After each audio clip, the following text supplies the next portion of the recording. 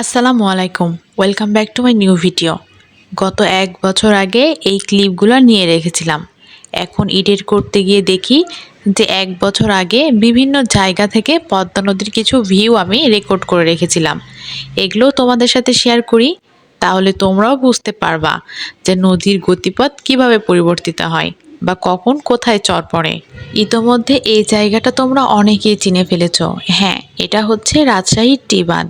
টিবাদে এবারকার আর গতবারকার দৃশ্য তোমরা যারা এখন টিবাদে গিয়েছো তারা দেখলেই বুঝতে পারবে কত আলাদা না। গতবার মানুষ এই চরে ঘুরতে যাইতো, কিন্তু এবার চাই সম্পূর্ণ নদীর ওই পাশের চরে। বাঁধের চিত্র অবশ্য ঠিক থাকলেও নদীর মধ্যকার ওই যে চর পড়ার সিস্টেম, ওটা টোটালি আলাদা ছিল। আর 2-1 মাস পর যখন অনেক বেশি বৃষ্টি হবে, নদী ভরে যাবে, তারপরে পরবর্তী বছরে আবার অন্যরকমভাবে চর পড়বে, কিন্তু সেই নৌকাগুলা কিন্তু এখনো একই রকম আছে।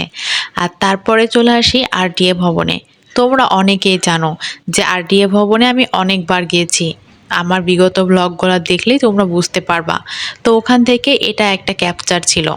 ওই তো আগেই বললাম যে র্যান্ডম কিছু ক্লিপ আমি অ্যাড করে এডিট করেছি তোমাদের সাথে গল্প করব বলেই। তোমরা যারা যারা রাজশাহীর মধ্যে আমার ভিডিও দেখো, তারা এবার যারা টিবাদে গেছো তারা অবশ্যই জানাবা যে গতবারের টিবাদ আর এবারের মধ্যে কি মিল পেয়েছো।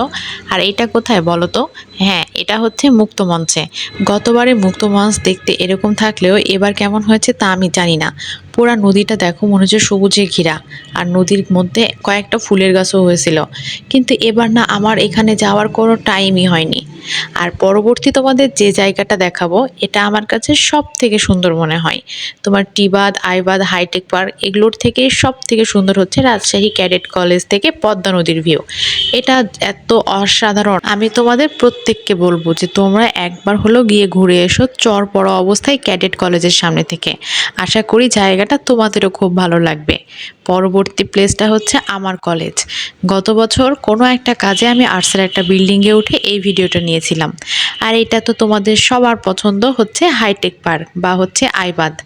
এটা অবশ্য গত বছরে যেমন ছিল এই বছরে ওই রকমই আছে, কিন্তু এই সাইডটা পুরাটা চর পড়েছে। যদিও গত বছর এটাতে একদম ফুল পানি ছিল। তোমাদেরকে কিছুদিন আগে একটা ভিডিওতে আমি শেয়ার করলাম যে হাইটেক পার্কের ভিডিও, ওটা দেখলেই তোমরা বুঝতে পারবা। তো এই ছিল। আসসালামু আলাইকুম, ভালো থাকো সবাই।